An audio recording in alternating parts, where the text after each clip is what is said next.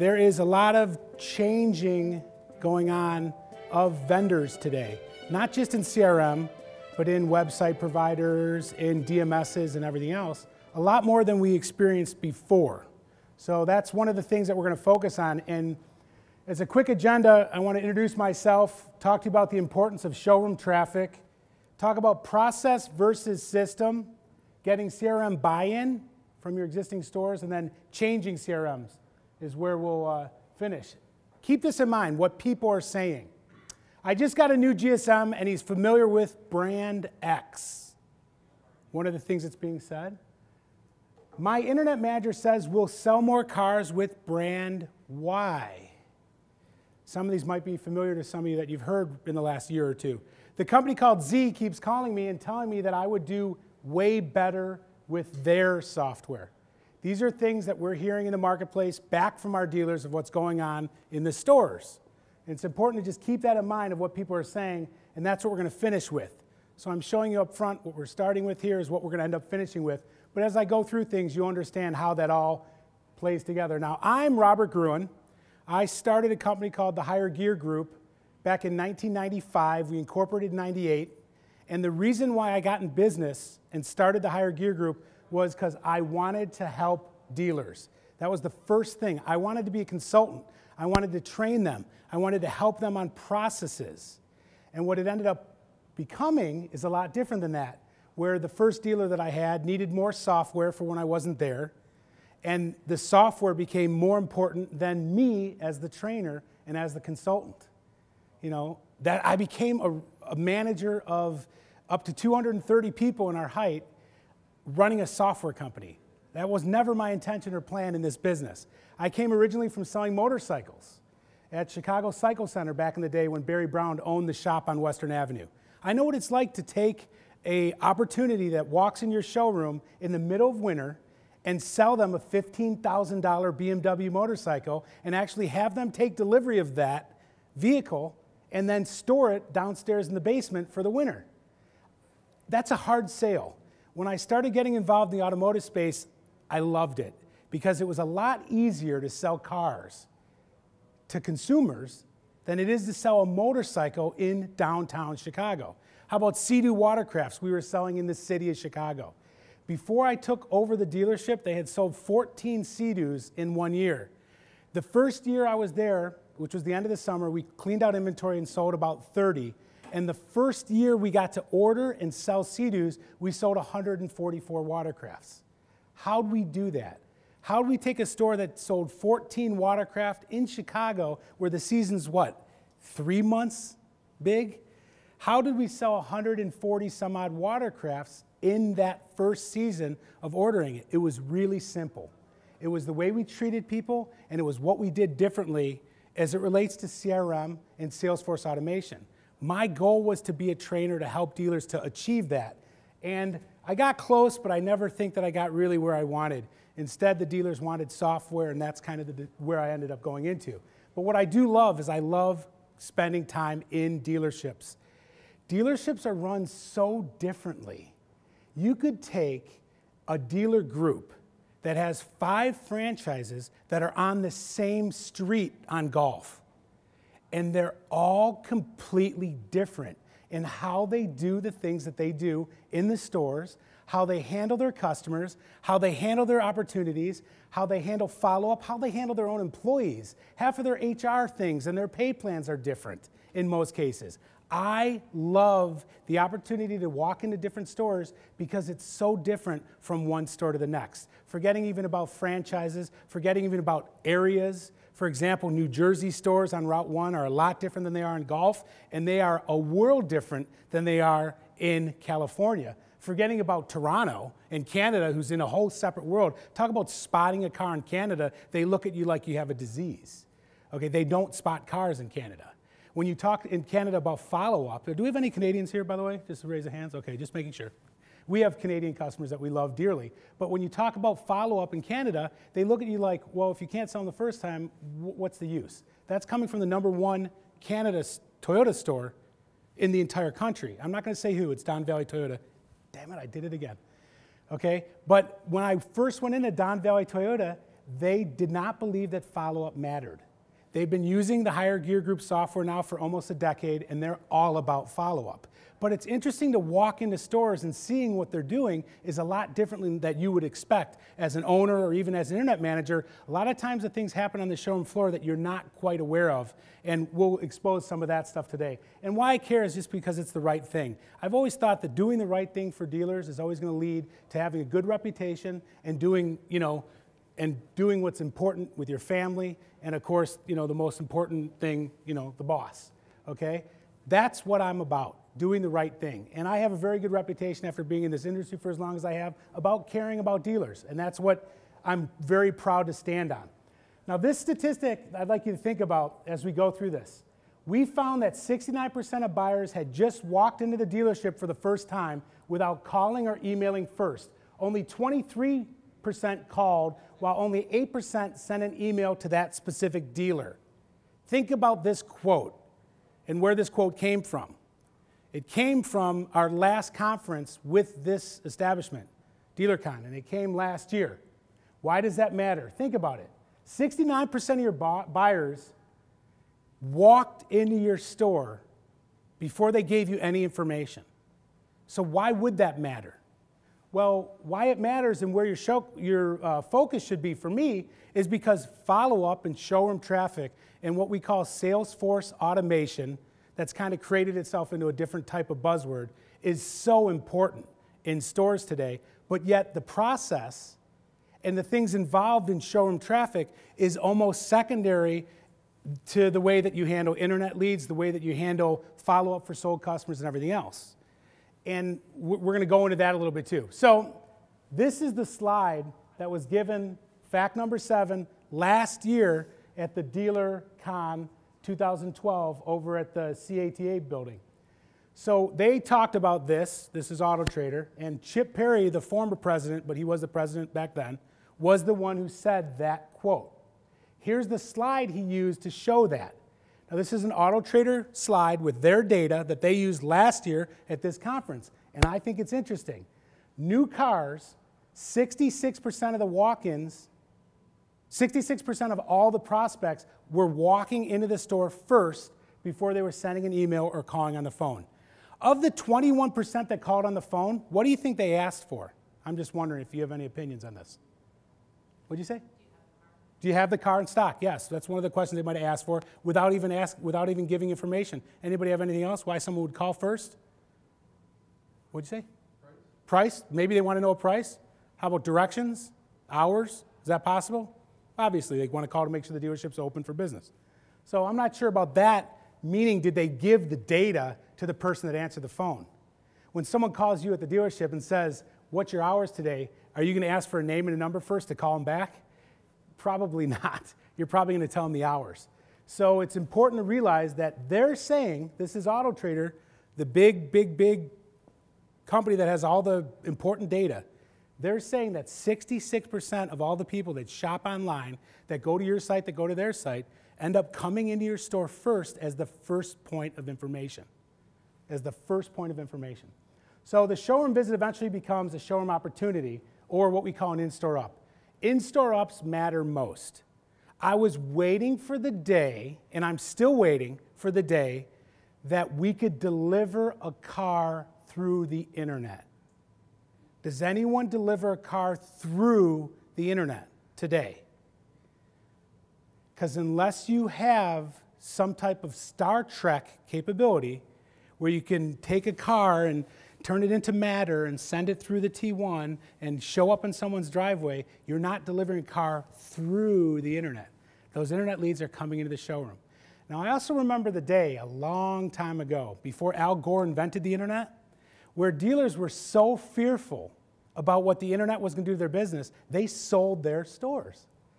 I mean, true story. In Chicagoland, I know a few of them that sold their stores because they were fearful that what was going on in other parts of the world was going to happen there, and they didn't want to be part of it. They didn't want to get into the internet age. I think we all can agree how important the internet is for our business today. How important it is for all the tools, your website, your inventory, everything that's there is vastly important because everybody's shopping online before they come into the store. it's another source of the most important advertising, that virtual showroom.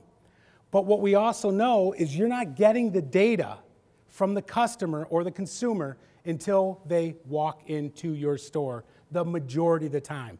So showroom traffic matters more than most people give it credit for with their leads.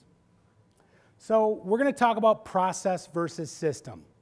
When I ask you the difference between process and system, hopefully everybody knows, but we're just going to break it down this way so it can lead into the next part of the presentation. But what is a process versus what is a system? I'll tell you that a good process is better than a great or incredible system any day of the week. You could buy so many different tools today to help your internet department, or to help your showroom, or to help your desk, or to help your business development center, or to help your service drive. You could spend unlimited amount of money and buy all these unique, awesome tools. Unless your process is set up to use the tools, or what we call the system, you're not going to succeed. It is a guarantee. There is no system today that works perfectly without the right type of process. So the process is how you meet and greet. When a consumer walks into your showroom floor, how are you going to meet and greet that person? That's part of your process. Do you have a roaming uptaking system? Do you use a log that you know who the next opportunity is going to be given to the next salesperson? Is that something you do today? Or do you have it where your showroom is just up for grabs, where the most aggressive guy gets to go get that showroom opportunity? I watched that thing with my buddy Stuker on the new cable channel that he had, where he walks around with a cowboy, even though I don't know him as a cowboy. And he was talking about one of the big things at that Mossy store, the Nissan store, in case you saw it on the cable channel. It had, the problem was this one guy was the guy who was just bouncing ups left and right, left and right. And they said if he doesn't stop doing that, we can't figure out a way to do this, that these guys are not going to make money. And well, they ended up changing it to where they had a certain system where you knew who the next up would be. Is that your process? Certain stores need the aggressive ones to be the ones that take the fresh ups. So part of the thing that I talk about with the higher gear group, and especially when I walk into a store, is I don't want to say you have to change everything that you're doing. I want to come in there and customize the different system that I represent to work alongside your process. That's a really important thing to understand. If you have companies that you're doing business with that are telling you to change anything and you don't agree with it, then don't change what you're talking about. Stand up for it and say, forget it, you're the wrong system for my process. Okay? So the system, on the other hand, is what you enter customer data into. That's the system. Is your process to manually do paperwork, have an up card, and later on enter them into a system? Is your process where you have license scanners where you get to go and enter the customer information into? There's the different system versus process. So how you meet and greet. When you do a demo ride, part of your process, when is that? When do you do a demo ride? Do you do it after you get customers' information? Do you do it after they came into the showroom? Do you do it before they came to the showroom because you have the ability to get the key right off the car, you know, on the window? I mean, that's part of your process. What the system, of course, is do you have to go to the copy machine, make a license copy, have the customer sign the insurance waiver form before you then go to the key machine to get the keys to finally get them in a car? That is, again, your system. What you're using. Are you using a copy machine? Are you using a license scanner for the driver's license? What are you doing? The other part is the process. How do you go about formulating that in your store? What's the biggest complaint of customers in their shopping experience today? As talked about from BMW, Mercedes, and Hyundai all within the last 6 months. The one thing customers complain about most is not the vehicle price, is not the vehicle itself, it's the time that it took in the store to be able to make the purchase and to be able to be driving down the road.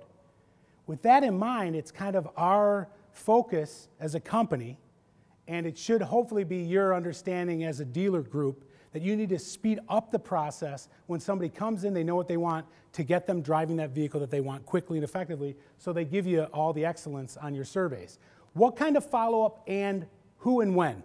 That is part of your process. What do you want your follow-up to be? Your process.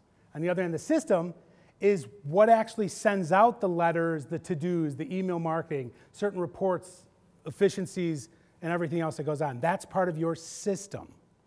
So today, are you having your salespeople hand write a thank you card 7 days after the customer made a purchase of a vehicle to send it? That would be part of your system and your process together. The process would be that you're requiring the salesperson to do that. The system would be that they have a pen and they have a card and they hand write out the card. So don't think that system just has to be software, because it doesn't necessarily, but understand what I'm saying about a process and a system. Because most of the time when you're having trouble with some of your software companies, it's the process that is more flawed at times than the system. So what I'm seeing is a big shift in dealers, what they're doing with their DMSs, what they're doing with their CRMs, with their websites, with certain lead providers, that they're complaining and that they're switching when it might not be different once they make the switch, when it's actually their process that needed to be changed and not as much their system. So how do you get buy-in from different people about the different systems and, most importantly, the different process that you have in place? I've told you that I am a software owner of the Higher Gear Group. That is what I do, and I'm telling you that software is not as important as process. Process means everything. So I'm clearing that up with you right now. Let you know that if I had a store with no software tools whatsoever, I don't know how you can handwrite out the bill of sale and everything else, which some people do in the independent world. I just don't understand that. But I would need the DMS and the accounting side. But from the standpoint of front-end software, lead management software, okay, a better process is going to beat the system every single day of the week, because you need a process in order to handle the system. We're skipping ahead to how you get buy-in. How do you get your people to buy into the tools and the systems that you use along with the processes? Well, the first thing you have to make sure is that they understand the process. I've been into many stores before where the sales management team and the internet management team and even the service advisor team didn't know what each other's processes were and thought that they were handling things differently within the same store. Okay? What we're talking about is how to get everyone's buy-in. You have a question? No, okay, sorry. So how do you get everyone's buy-in? Well, it comes from meetings, and nobody loves to have meetings. And again, meetings that go on and on and on and on, are somewhat of a waste of time and kind of a waste of morale. But when you're talking about something as important as your process, or something as important as a tool that you're using in your store or that you're bringing in, that is a very important meeting to have. We have, as recently as 1 week, called up a dealership that signed on for our full suite of products and got a hold of the IT director at that dealership, and he didn't know anything about us. Didn't know that we were planning on coming in and changing over all these different things. How could that possibly happen other than a hole in the communication of what's happening at the dealership? Decisions need to be made by groups. It's very important. Now, if you change your groups all the time, it's a different story. If you don't have guys that you have had for a long time that you want to have part of the decision process, that's a different story. If you're going in a whole different direction and you're unhappy with the way people are working for you, again, different story. But in most cases, it takes an hour or two to have a meeting, to bring relevant people involved, and to get their opinion or their buy-in on whether this software or this tool or this process is going to help them to make more sales and make the dealership more profitable. And I can't tell you how many times nowadays that dealers don't bring anybody into the mix, where it's an internet director that's making the decision for the sales desk and the sales tower. And as soon as that's installed, now you have the sales tower immediately like, why do we have this? We don't want this. This isn't as good as our desking tool that we were using in Reynolds or ADP for all these years. Why would we want to use this? It is so simple to avoid that just by simply bringing more people into the mix when you make those type of decisions to get their buy-in. It's a very simple process of getting people's buy-in that just isn't happening today. And back in the day, I remember when people needed to add printers, that it was this whole long meeting of when UCS would be charging 20 more years for a printer. So marriage between the process and the system is the other buy-in. Do you tie in spiffs relating to your systems or your buy-ins? Do you or your processes? Do you have weekly reviews and accountability with your employees about what your process and what your system is in place? Are those happening today or not? That is very important when it relates to how you get people's buy-in. If you're not following up with something and you install a great brand new tool and you don't go back and look at how that tool is doing for your store, why would you just assume that it's great? We've had dealers call us and tell us that they want to go back to using our software after leaving us for someone else. And when we asked weeks before that how the new software is doing, you know what they told us? Fantastic. It's doing great. Because they weren't holding anybody accountable for anything that was happening within the software. Once we called them to ask how it's going, then all of a sudden they started asking around, finding out that everyone's miserable. So it's very important that you get the buy-in of everyone using the software. We like to recommend, especially in the CRM world, right, Salesforce automation, that you get a couple salespeople involved for 15 or 20 minutes to see the interface.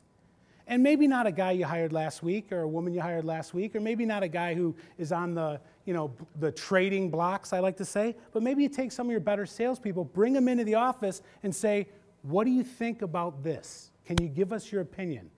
It can never do you any harm because they're going to only be honest, they're only going to care about it. And then when you bring the software in, you can remember, hey, wasn't it you that said you wanted this software? We had dealers before ask people to participate in the cost of a tool. They never implemented that. But if your entire staff would agree that they'll pay $20 a month to have a tool, and they all agree, chances are, even if you don't charge them the $20 a month, the tool is going to be used successfully. And I'm not saying you should do that. And the stores that I know did that, tied it in with something where if they achieved a certain goal, they wouldn't have to be charged back anyways, or they got to keep the iPad because they went with iPads everywhere on their showroom floor at some of our stores. I mean, some of our stores have no more PCs on the floor. They do everything from their iPad with our software. And they did that in a way where they asked the salespeople, do you think this is beneficial? The salespeople said yes, and they said, are you willing to pay for it? The salesperson said, yeah, everyone agreed, yeah, I'm willing to pay for it if it's on a monthly basis, and I own it after it's done. And then they set it up to where they don't even need to pay for it as long as they achieve certain goals. That's just how to get more buy-ins, okay? How do you get your buy-in? And then what doesn't work? I could tell you what doesn't work. Having no one in your store know you're making a change in one of your software providers and then just installing it and having trainers show up or changing your website to be something totally different with no one knowing it doesn't work. Communication does. But we can go through this more. I got to speed up here and go through these slides. But if you have any questions about processes versus systems or how to get different buy-ins, especially as it relates to spiffs, have criteria set up in the beginning of the month where people know that if their numbers on this specific report are right here, that they're not going to get those additional spiffs that you set up. I know the laws in Illinois. I'm not talking about changing their commission, but those additional spiffs that you have, whether it's for an aged inventory or it's for XYZ, or if they reach this amount, they get this, or those type of additional spiffs, you could tie into their utilization of their software. Most dealers aren't doing that.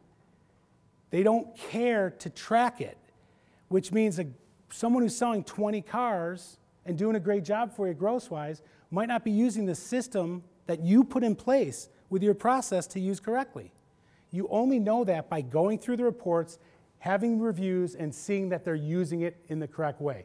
So in general, how you get buy-in, I put this thing together for one of our dealer groups here in the Chicagoland area. We call it the Embrace, E-M-B-R-A-C-E. Every member of the team bears responsibility and commitment equally. Every member of the team bears responsibility and commitment equally to your process and your system. Now, if every member of the team does it equally, where it's not just being driven by the managers and it's not just being driven by the salespeople or the internet department, but everybody's on the same page, chances are your process and your system are going to be much more successful. It's very easy and very basic, but yet we have tools being used at our dealerships outside of our own software for different departments because they like it better, and nobody is on the same page as it relates to even a simple number like how many cars they sold for the month. So system utilization, start over today, how you can decide to be great anytime.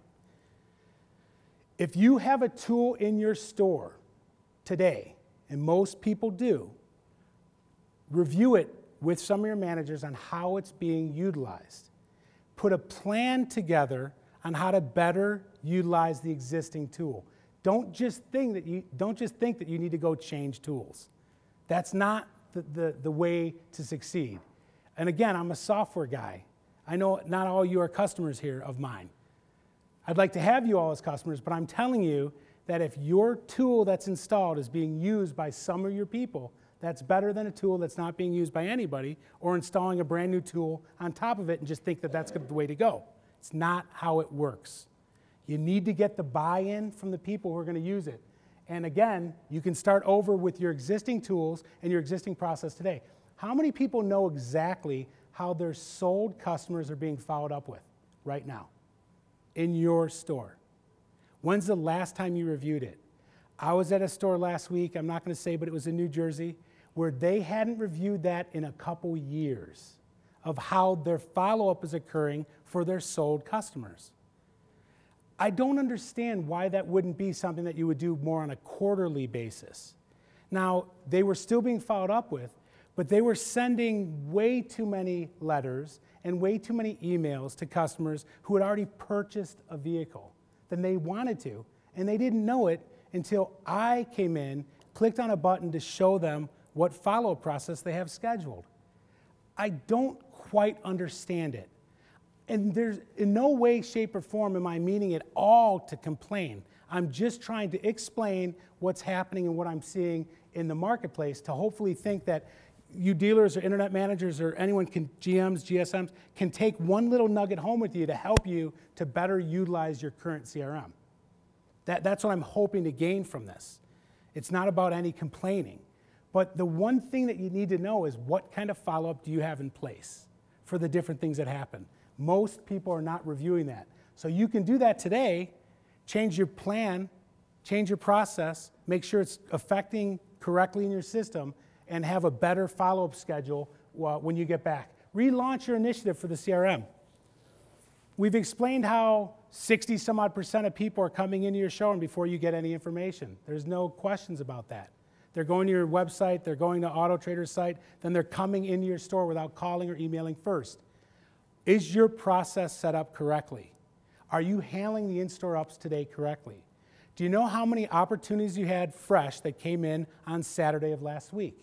Was the weather nice? Did you have inventory? Did you have ads running? How was your Saturday? Well, let's go back a year and compare it to your Saturday a year ago. What changed in the numbers? How many of those ups that were entered on your Saturday were closed on Saturday as first-time up percentages? Did you have a couple people enter 2 opportunities as fresh ups and they sold 2 opportunities on Saturday? Because you know what that's telling me right off the bat? That they talked to 4 people. Because if we talk about first-time close ratio, nobody's at 100%. It's more like 20%. Some 25, some 15, some maybe more if you have good inventory and a hot car. But realistically, you can back out the numbers to know if everyone is using your process and your system correctly by looking at a report that maybe your system can show you. You know, in our case, it would be just a simple scorecard that shows what the first-time close percentage is. And are they using it correctly, and are you capturing all your opportunities? That's so important in the showroom because you're seeing that most of the people are coming in your showroom and not through the internet. So relaunch your initiative. Figure out ways in your store to use your existing tool better. Get people involved in how you can use it better. And if it doesn't work for you, then of course, you need to search and change what you're doing. How is your Salesforce automation process? I was in a brand new store in Florida that became #1 in their region 3 months after opening this brand new store. And when I walked in there, they had 5 different ways into their showroom that I noticed within my first few minutes, not including the service back walkway. 5 different areas. The salespeople's desks were all in the back, in sort of the new Toyota image, how they have every cubicle in the back of the showroom. So now you have customers in the front coming in 5 different ways. Well, if they can come in one way and leave a different way, how quick can they come in your store, leave your store without even being seen by anyone? Where I tried to explain to them, they need to narrow that down to one channel so that people can be captured correctly. That's part of their process. They need to capture people better. The system is locking the doors from the outside. They all open from the inside with the handle, so it's all fire code compliant, but you don't need to have every single door in your showroom open. You could put up the nice sign that says, please use the front door with the arrow pointing to the front. I mean, you need to channel your opportunities in the right way. That's part of your process. Then you need a system to make sure that you capture all those opportunities. That's what I mean by your Salesforce automation process. How is it working today? Is it working for you? Do you believe you're capturing all your in-store opportunities? And do you have the ability to go back and run a report to see what the first-time close ratio is of those first-time opportunities? Because if it's anything above 35%, we all could probably agree that we're not capturing all of our first-time opportunities the way that we should. So evaluate how your automation process is. When a customer comes in, how are they greeted? Do you have an up system where the next person is going to take the next person in line? Is that what you want to do, or is it first come, first serve? Then what do? Do they have an up card? Do they go to a computer and type in the information? Do they go on a test drive first? How do you want it to be done? You know, ask me how you think I think it should be done, and based on your product that you sell and the region that you sell and how many people you have working for you, it could be 3 different answers. Combining that, it could be 9 exponentially. So again, it depends on your store, your people, and your processes in order to figure out what's going to be right for you. But it's something that needs evaluation in most cases. Make it about accountability. How do you do that? As owners or internet managers or even GSMs, you gravitate towards a few different reports that you run on a regular basis. And you watch the improvement of what you're trying to manage. And you make the people that you're holding accountable for what results you have. It's a very simple process that almost all systems should have. Now, our system is forced accountability, how you can't do something unless you do this, and to tie into the phone system, not being able to complete a to-do list action unless the phone system was verified that it made a call for a certain amount of time. There's different things in there to call for forced accountability, but some stores don't use any of that because they don't want to. That's not part of their process. So it's all about your process. Now, let's talk about the software CRM trade-offs.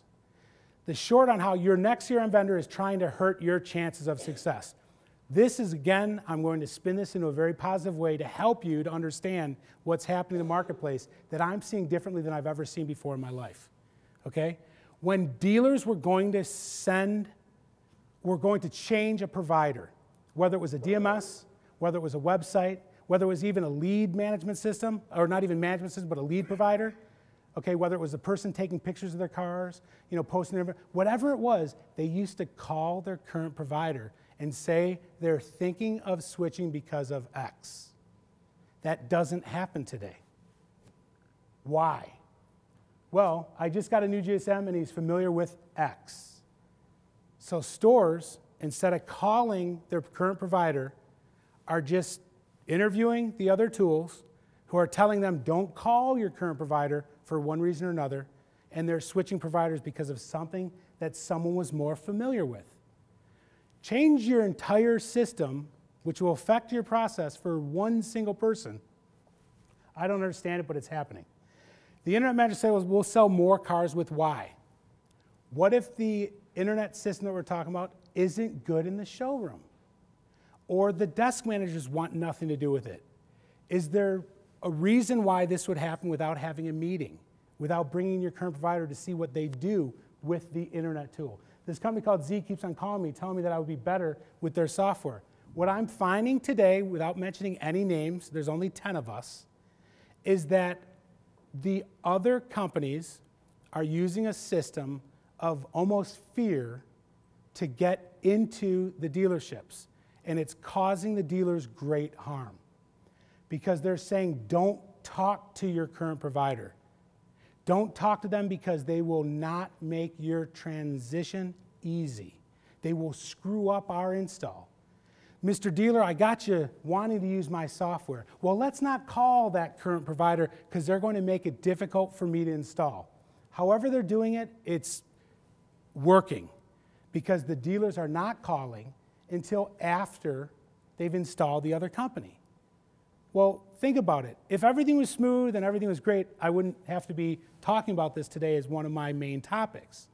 But if I tell you that 43% of all my sales the last 6 months came from dealers that left us and came back, I can tell you clearly that there is a problem. There is this sort of shift that's occurred in the way that vendors are dealing with dealers and the way that dealers are dealing with vendors.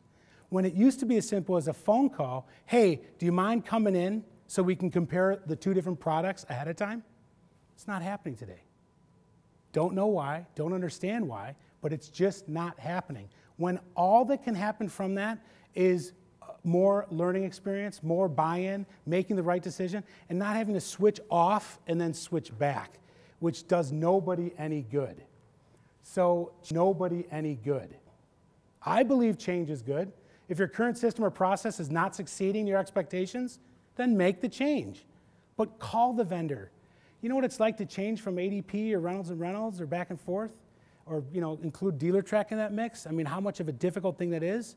When you get your accounting management, your whole accounting team involved, and you go through this big process and understanding what the benefits and features and all the things are between them, but it's not happening today for websites, where you're measuring different websites and giving them the opportunity to show you what they do together in a learning experience. I mean, you're obviously coming to conventions and learning things, whether it's NADA or Digital Dealer or Chicago DealerCON, you're here. So there is time being spent, for little nuggets. Why not in your own dealership, if you're going to switch vendor, call the different vendors in, stack them on top of each other, and put together a group of people that can evaluate which way they should go.